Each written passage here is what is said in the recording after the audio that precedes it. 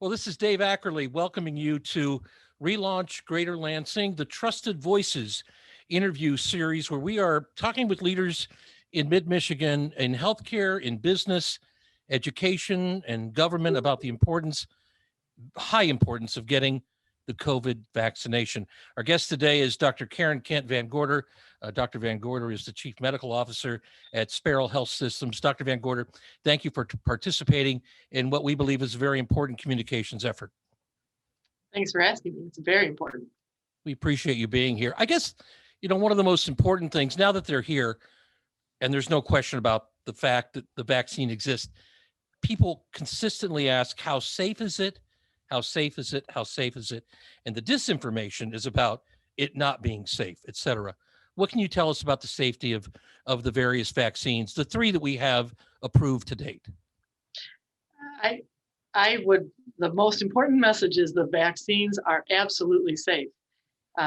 Doing nothing and taking your chances with wild state COVID is absolutely not safe. We know that this is not a benign disease, not in the short run and possibly not in the long run. So you're not comparing getting a shot to not getting a shot. You're comparing getting a shot to getting COVID. So the safety of the vaccine is well established.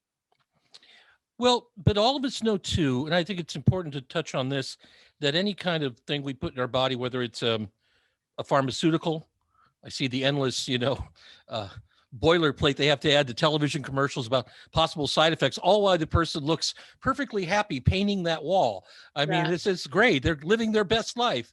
But we all know about side effects. Are there side effects people honestly should be aware of and at least have a knowledge of when they go in to get their vaccination? So a side effect is an effect that a medicine has that's aside from the therapeutic effect, right? Which is to not get COVID. So a side effect of the vaccine would be a sore arm or a small fever the next day, a sense of fatigue. Those are side effects that are very common. Okay.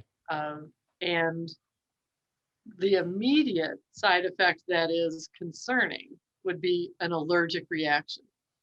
Now, anytime you experience an allergic reaction, that is a concerning side effect. We've had almost very few, one allergic reaction in a patient at the VanGorder drive-through that knew they had a history of allergic reactions to vaccines and was ready with an antidote, an EpiPen. So throughout the country, we've seen very limited allergic reactions and really believe that especially in the short run, the immediate administration of the vaccine is quite safe. Dr. VanGorder, the clinical trials here have shown when the approval was given for the emergency use, it happened very quickly, of course, different efficacy rates for different vaccines, a couple that were pretty close, one that wasn't. I wonder, what your thought is on the effective nature of the three vaccines and the fact that you need 2 doses for these, maybe 1 dose over here. Should people be concerned about that when they go in to get a vaccination, or should that not enter into the equation?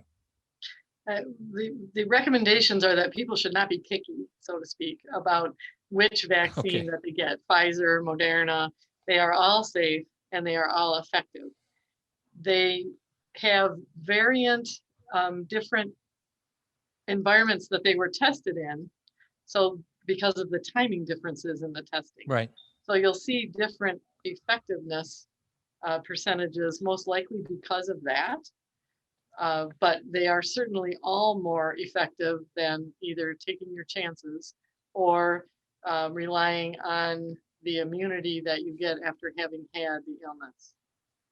How about the efficient nature of these on combating against the variants that we've heard about right now? Do we have enough information, doctor, to feel confident that these vaccines will hold and be good for that here, not only in the short term, but over the long haul through 2021? We're beginning to have even more, but the answer is yes. We assumed that the vaccines would be effective against the variants, which were inevitable. And now that the variants have come to our communities, we are seeing that vaccinated populations do not get sick. And if they become a little bit symptomatic after your vaccine, if you're exposed to COVID, uh, it's a much, much more mild situation as far as symptoms go. We're seeing no hospitalizations in people that are fully immunized. So even if it's a variant, they do not seem to be any more, the vaccine seems to be as effective with the variants as it does with the original strains that are seen.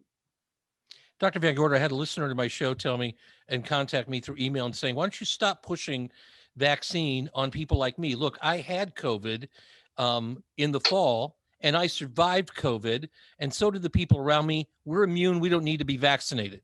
Is that accurate or wrong?